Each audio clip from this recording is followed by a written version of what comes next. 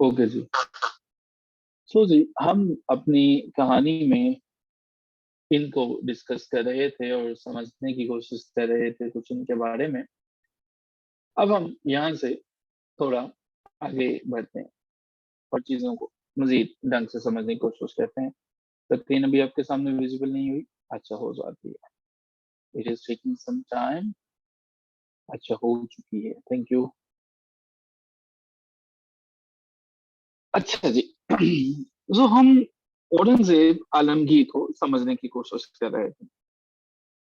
औरंगज़ेब आलमगीर जो है जब तख्त पे बैठता है, बड़ी स्प्लेंडर के साथ, बड़ी शान शौकत के साथ जो है वो, लेकिन जब इसका पूरा टाइटल है, तख्त पे जब भी कोई बैठता था, कोई बादशाह बैठता था, आपने अक्सर देखा होगा कि आज भी ऐसा होता है, ये मुल्क पाकिस्तान में एक बड़ी गलत किस्म की ट्रेडिशन है। मेरी आवाज़ ठीक आ रही है? एक बड़ी गलत किस्म की ट्रेडिशन है और वो हमारे पास ये ट्रेडिशन है कि जी हम लोग बड़े-बड़े बादशाहों को, बड़े-बड़े लोगों को बड़े लंबे-चौड़े टाइटल्स दे देते हैं। बड़ी-बड़ी बिला वजह जो चीज़ें उनमें होती भी नहीं है, वो भी उन्हें एसोसिएट कर देते हैं। कुछ ऐसा ही था इस सिनेरियो में भी। इनका टाइटल जो है जब ये तख्त पे बैठते हैं तो टाइटल इन्हें जो है कुछ और दिया जाता है। इनका मुकम्मल नाम था अबुल मुज़फ़्फ़र मुहियुद्दीन मोहम्मद औरंगज़ेब आलमगीर पातशाह गाज़ी। अब ये सिर्फ आपने ये याद रखना है कि इनका टाइटल इनको 1659 में दिया गया था। लिखना चाहें, दोबारा बता रहा हूँ, मैं तो नहीं लिखूँगा इतना लंबा, ये आएगा भी नहीं वैसे। अब्दुल मुज़फ़्फ़र मुहियुद्दीन मोहम्मद औरंगज़ेब आलमगीर बादशाह का, ये याद रख लीजिएगा बस, इसका ये टाइटल था, जो इसको 1659 में दिया गया था। अच्छा जी, दीन इलाही किसने शुरू किया था? आपने पढ़ा था, समझने की कोशिश की थी दीन इलाही को। दीन इलाही जो है वो किन्होंने शुरू किया था?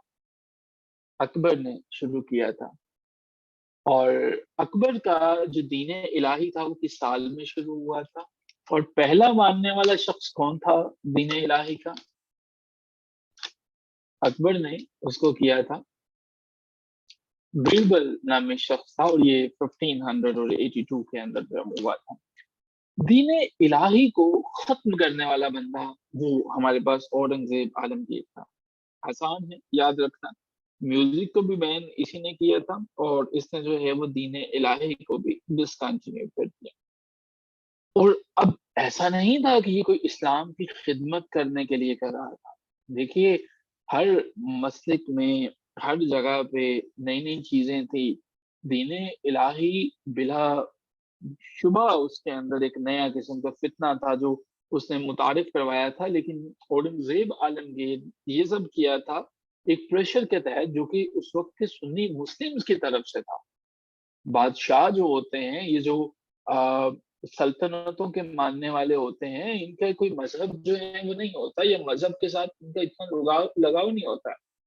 अब किसी भी पॉलिटिशियंस का देख लें, आप देखेंगे कि जब भी जो है वो होली होगी, वो सेलिब्रेट करेंगे, बजाय नरेंद्र मोदी के जो कि हमारे पास फैसिस्ट है और वो हिंदुत्व को प्रमोट कर रहा है, वो एक एक्सेप्शनल केस है। वरना ये जितने लोग हैं अपने वोटों के लिए और सबके लिए मुख्तलिफ किस्म के प्रेशर के अंदर रहते हैं। सो अब मुगलिया सल्तनत का डाउनफॉल शुरू होता है औरंगज़ेब के बाद। यहाँ औरंगज़ेब की डेथ होती है, औरंगज़ेब के बाद जो है वो मुगलिया सल्तनत नीचे डाउनफॉल का शिकार हो जाती है, गिरना शुरू हो जाती है। जो औरंगज़ेब का इतना लंबा टेन्योर था, इसको हम 2 हिस्सों में बाँट सकते हैं।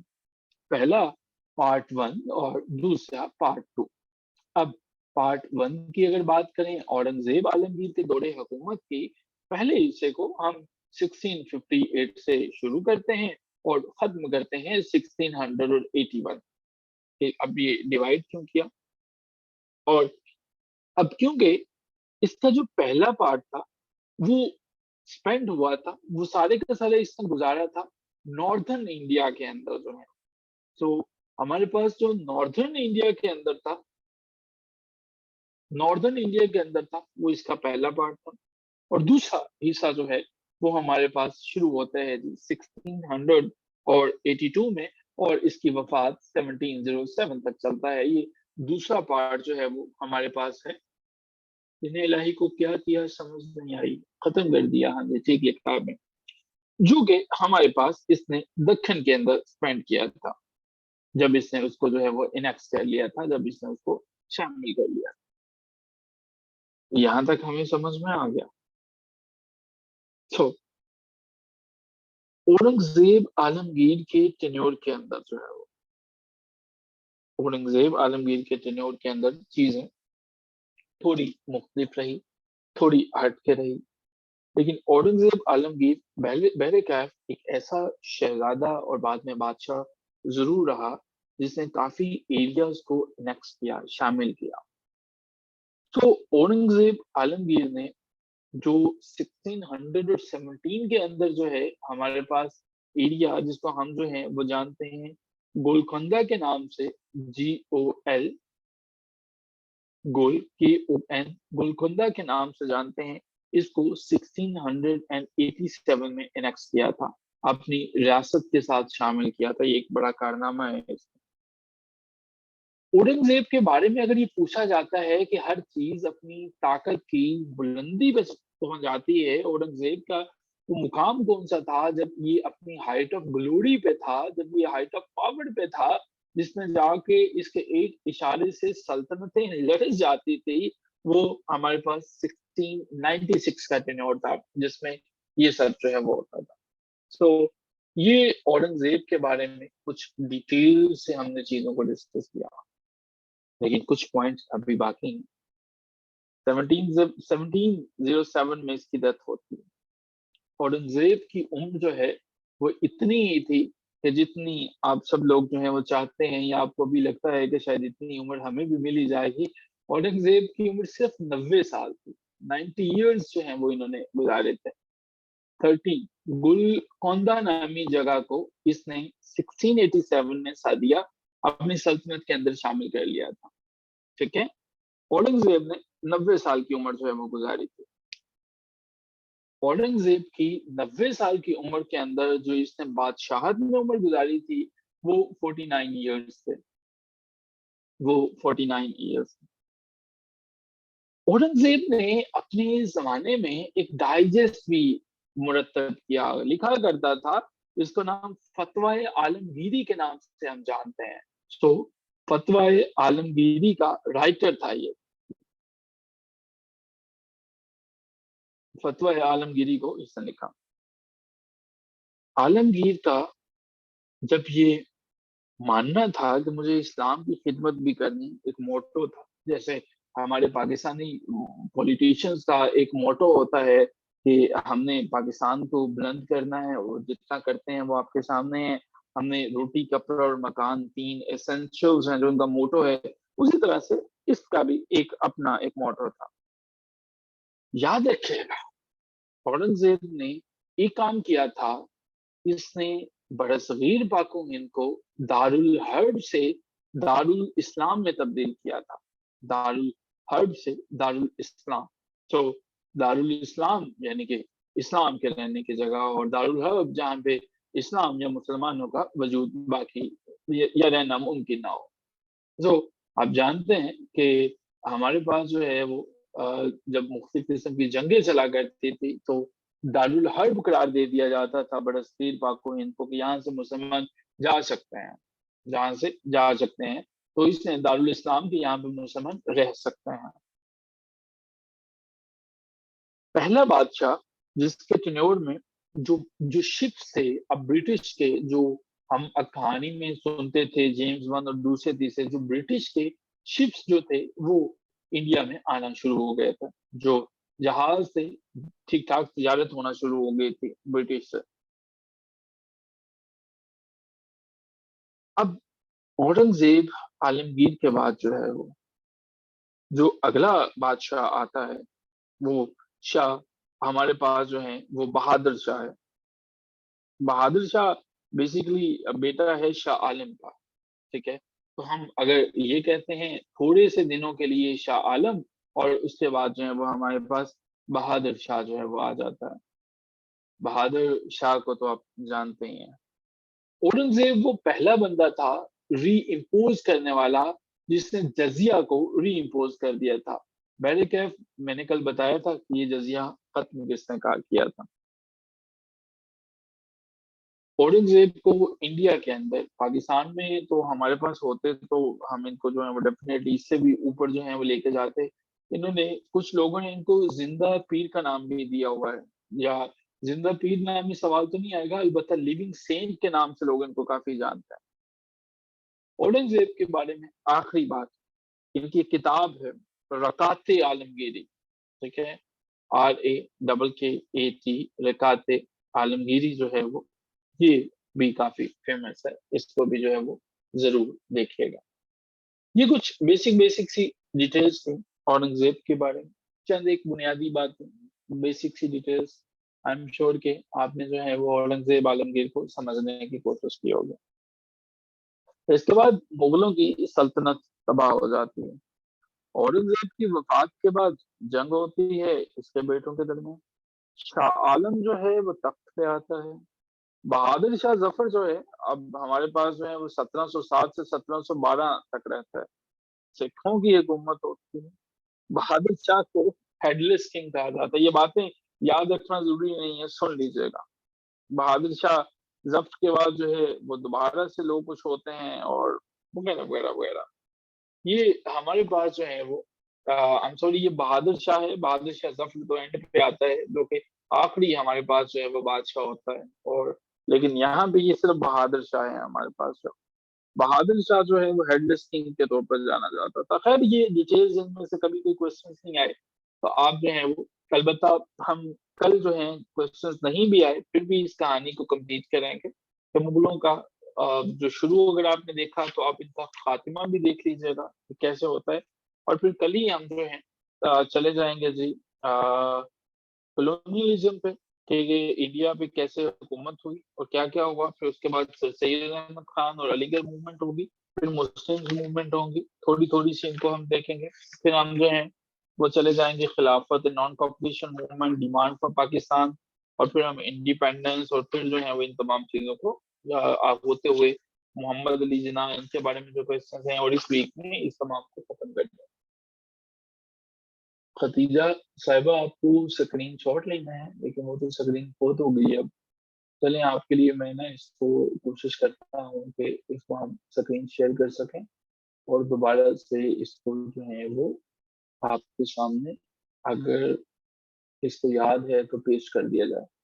इसको याद है और इसका स्क्रीन शॉट ले लीजिएगा, ये लीजिएगा, ठीक है। ये है जी सारे का सारा। ठीक हो गया जी। अब हम चलते हैं हम सेक्शन की तरफ।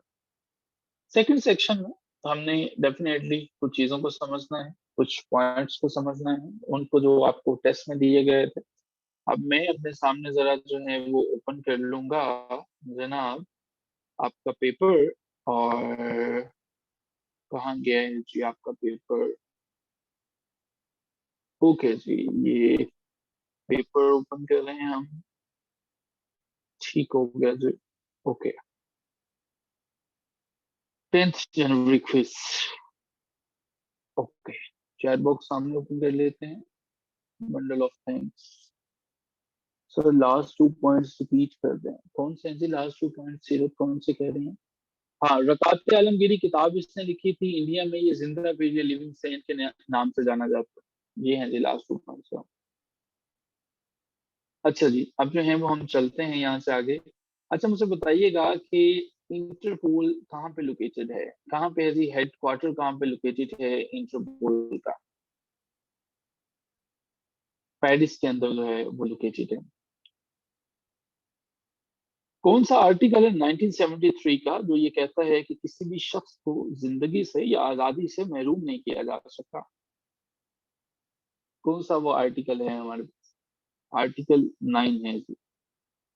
अच्छा जी, अब मुझे बताइएगा कि वो आइन का कौन सा आर्टिकल है जो राइट टू इंफॉर्मेशन को डील करता है? राइट टू इंफॉर्मेशन को डील करने वाला आर्टिकल कौन सा है? आर्टिकल 19A है, ठीक है।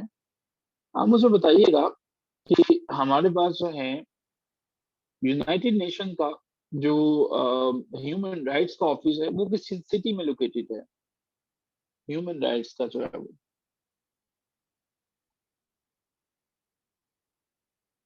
जिनीवा के अंदर।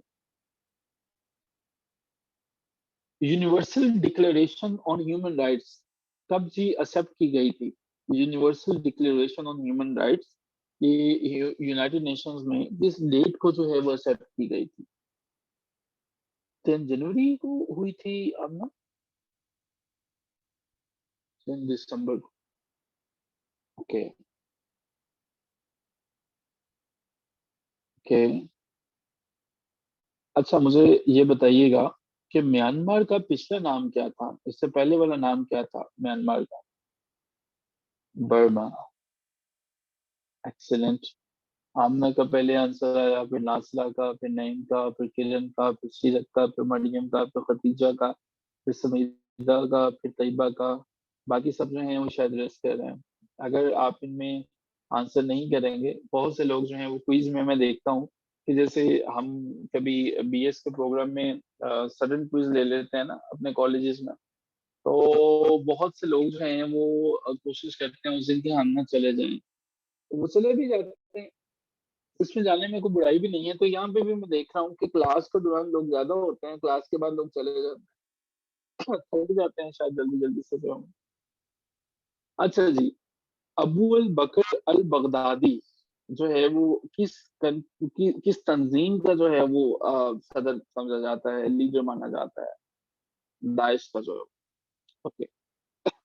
अच्छा मुझे गाइड कीजिएगा। ठीक है। हमारे पास जो ओपीसीडब्ल्यू यानी कि Organisation for the Prohibition of Chemical Weapon जो है वो कहाँ पे है? ओपीसीडब्ल्यू का हमारे पास जो हेडक्वार्टर है वो कहाँ पे है? वो द हेग के अंदर है। पुराने बाग की कौन सी सूरत है जिसमें बिस्मिल्लाह जो है वो 2 दफा है? कौन सी सूरत है जिसमें बिस्मिल्लाह ट्वाइस है? अल नमल है जी। मस्जिद किबलतैन जो है वो कहाँ पे वाक़ है? मस्जिद किबलतैन कहाँ पे वाक़ है? मस्जिद किबलतैन जो है वो कहाँ पे वाक़ है? मदीना में वाक़ है। हजरत उमर रजी अल्लाह तआला अन्हा जो है उनकी कौन सी बेटी पैगम्बर रसूल सल्लल्लाहु अलैहि वसल्लम की जो है वो आखिरी बीवी थी? आई एम सॉरी, आखिरी नहीं, बीवी थी सिर्फ। हजरत हफ्सा थी, हजरत मैमूना नहीं थी उनकी बेटी नासिरा। हजरत हफ्सा थी। अच्छा मुझे जरा गाइड कीजिएगा। हजरत आदम अलैहिस्सलाम जो हैं के अलावा और कौन से ऐसे पैगंबर हैं, ऐसे रसूल हैं जो कि विदाउट एनी फादर जो है वो उनकी पैदाइश हुई थी? हजरत ईसा जो है वो। ठीक है। अच्छा जी, अब ये मुझे बताइएगा कि G77 जो है वो कौन सी कंट्रीज का ग्रुप है? G77 डेवलपिंग कंट्रीज का ग्रुप है। 1846 में बरतानिया ने कश्मीर को जो है वो डोगरा के हाथों बेचा था। कितनी अमाउंट में? 7.5 मिलियन रुपीज में भेजा था। अच्छा मुझे बताइएगा, इंटरनेशनल एटॉमिक एनर्जी एजेंसी यानी कि आईई, बिठा दें मैं उन्हें देखता हूँ। हाँ तो दे दे दिखता हूँ, हाँ जी। आईएईए जो है इंटरनेशनल एटॉमिक एनर्जी जो है उनमें उनका हेडक्वार्टर कहाँ पे है? वियना के अंदर है।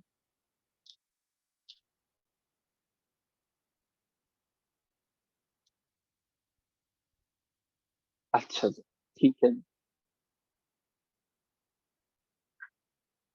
इसी पेपर से एक सवाल, लेकिन आपने ये कवर किया होगा। उस मुगल बादशाह का नाम क्या है जो सीढ़ियों से गिर के मर गया था?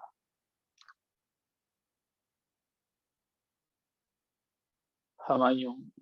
कवर किया था आप? और ये कब किस साल हुमायूं गिरा था?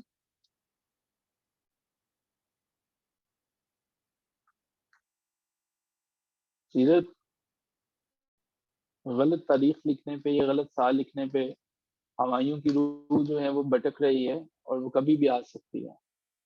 और वो उसके बाद जो है वो जो भी गलत लिखेगा वो उसको जो है वो फिर क्या करता है ये हमायूं की रूह जानती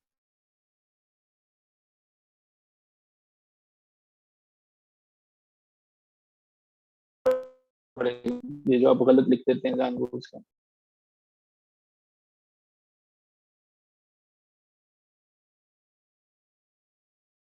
जी, जंग प्लासी में शिकस्त हुई थी। बैटल ऑफ प्लासी में वो कौन से नवाब थे जिन्हें शिकस्त हुई थी? नवाब सिराजुद्दौला जो है।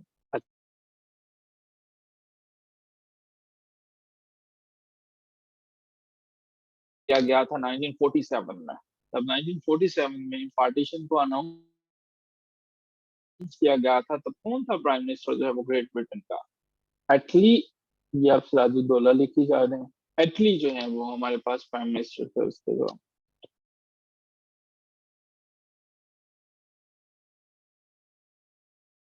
अच्छा जी। अब right to fair trial. Right to fair trial जो है हमारे पास कॉन्स्टिट्यूशन ऑफ पाकिस्तान में ऐड किया गया। कौन सी तरमीम थी वो कौन सी वाली तरमीम थी? 18th अमेंडमेंट थी। चबुर्जी जो है इसी पेपर में, चबुर्जी लाहौर के अंदर गेटवे था जो एक बाग तैयार किया था, किसके लिए, क्या नाम था? अब आप जब अपने असली पेपर देखते हैं तो क्लासेस का पता चल रहा होगा कि आपने जो जो चीजें मैंने कहानियां सुनाई हैं वो कहानियां कितनी काम की हैं। पता चल रहा है कि नहीं चल रहा वैसे आपको? ये पेपरों को देख के कि पिछले पेपर्स में जब कोई क्वेश्चंस आते हैं तो ये कहानियां हमने नेपाल के जंगलों में जाके बनाई हैं। एक पाँव पे खड़े होके हजारों साल जो है वो तपस्या करने के बाद हमने। और हुमायूं की रूह भी आई, अकबर की भी आई, उन्होंने कहा छोड़ दो। शाहजहां की भी आई, उन्होंने भी कहा छोड़ दो, लेकिन नहीं, हमने नहीं छोड़ा इस चीज को। सो नेपाल के अंदर जो है वो कितना मुश्किल था, बट फिर भी हमने इन कहानियों को जो है वो जोड़ने की कोशिश की कि नहीं, जब तक जो है वो ये सब कहानियां बन नहीं जाती तो हम फिर दोबारा से नेपाल के जंगलों में निकल जाएंगे। तो ये जनाब जो क्लासेस मिस करते हैं और जो नेपाल की कहानियां हमारी नहीं सुनते हैं तो इन्हें फिर पता चलेगा कि जो कहानियां सुनते हैं वो उनकी सिलेक्शन हो जाएगी और वो भी फिर नेपाल के जंगलों में चले जाएंगे। तो ये बड़ी गहरी तपस्या है। ये वही तपस्या है जो नेपाल के जंगलों तक पहुंचते हैं तो फिर ये समझ होती है। तो खैर जी, आगे चलते हैं। अब हम जो है sir paper day time share कर दिया करें, शाम को टाइम नहीं होता प्रिपेयर करने का। हाँ, वैसे ही आपने काफी दफा बात की है। तो हम ऐसा करेंगे ना, इस वीकेंड पे जो मंडे वाला पेपर है ना वो आपके साथ शेयर हो जाएगा फ्राइडे को। ठीक है? उसके बाद से रूटीन सेट हो जाएगी। क्या ख्याल है, एक ये कोशिश कर लेंगे। तो ये हम जो है वो कर लेंगे। नईम साहब क्या कहते हैं? अच्छा, नईम साहब ने लिखा है। पहले मरियम साहब भी थी। नईम साहब इस चीज के काफी वोट हो गए हैं, वैसे इकट्ठे हो गए हैं। तो ये डे टाइम में जो है वो इंशाल्लाह हो जाया करेगा। अच्छा, we are running short of the time, we are done with the time. Okay जी, कुछ क्वेश्चन जो हैं हम क्विज को अलबत्ता कंप्लीट करेंगे। अब मुझे ये बताइए, यूआरएल किसकी एब्रीविएशन है? यूआरएल किसकी एब्रीविएशन है? यूआरएल किसकी एब्रीविएशन है? यूनिफॉर्म रिसोर्स लोकेटर पे हैं। कुछ उर्दू हो जाए।